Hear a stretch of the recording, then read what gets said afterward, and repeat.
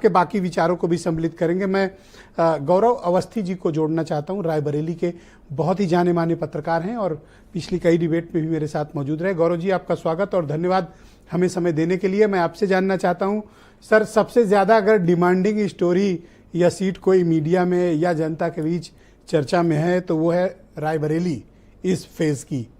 आपने क्या महसूस किया आज जब वोटिंग हुई? तो जनता के मन में क्या रहा? कौन ज़्यादा हावी दिखा और कौन से मुद्दे ज़्यादा चले?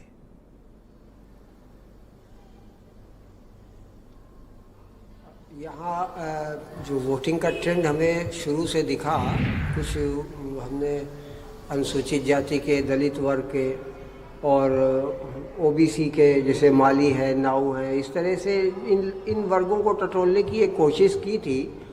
तो कुछ तो खुले और कुछ साइलेंट हो गए और उन्होंने ये भी कहा कि दिल की बात दिल में ही रहने दीजिए, वोट हम दे आए हैं। और संकेत उनके कांग्रेस के तरफ ही निकल कर आ रहे थे जो भी बातचीत कर रहे थे जी। तो हमें लगता है कि कांग्रेस अपनी परंपरागत सीट पर जो परंपरागत उसके वोट हैं कास्टिज्म के अलावा वो सारे के सारे उनके साथ जुड़े हुए हैं। और हमें ये उम्मीद थी कि जिस तरह से वोटिंग परसेंटेज चल रहा था शुरुआती दौर से कि ये 60% को टच करेगा, क्योंकि राहुल गांधी की नई उम्मीदवारी थी, कार्यकर्ताओं में उत्साह था और लोगों में।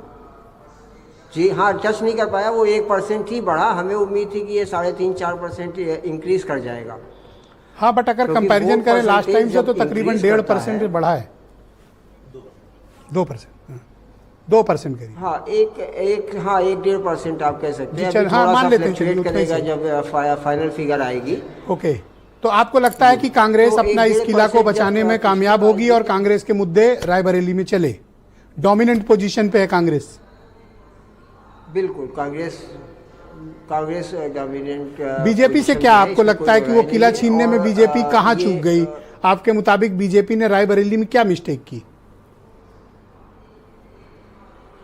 देखिए, बीजेपी का आज भी जो इस लोकसभा क्षेत्र में दिखा कि उनके कांग्रेस के लोग ये शिकायत करते रहे कि उनके भाई आए और वो बस्ता छीन के चले गए कई बूथों पर। इस तरह की शिकायत दिन भर यहाँ की फिज़ा में तैरती रहीं। उनकी बदअमनी की, इस तरह की दबंगई की शिकायतों को लेकर भी लोगों में ये आम मतदाता पसंद नहीं करता है और इसका रिएक्शन भी होता है। तो कुल मिला के बीजेपी एक तो अपनी गुटबाजी की शिकार है, जैसा पिछली डिबेट में भी हमने कहा। आपने बताया था अदिति सिंह का, धीरेन्द्र बहादुर का, सुरेंद्र बहादुर का और मनोज पांडे के आने से कुछ लाभ हुआ या नहीं? हाँ, एक लंबी चेन है।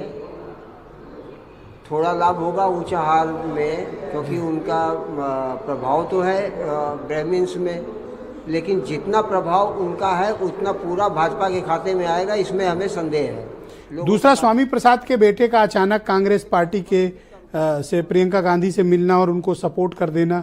ऊंचाहार डलमऊ इलाके में मैंने देखा है कि काफ़ी उनकी बिरादरी का मौर्य कुशवाहा वोट बहुत है। आपको लगता है कि ये उनको अपने साथ लाने में कांग्रेस को कोई लाभ हुआ अथवा नहीं हुआ?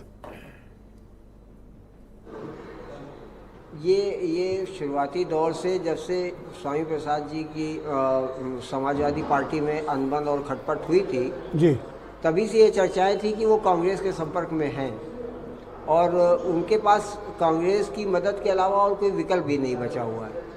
और उनका एक बड़ा वोट बैंक है और वो वोट बैंक पीडीए के नाम पर, जाति जनगणना के नाम पर पहले से भी कांग्रेस के रुझान में था। कांग्रेस के थोड़ा सा स्लाइड सा। तो फाइनली आपका ये मानना है कि रायबरेली में कांग्रेस अपर हैंड है? जरूर गया होगा,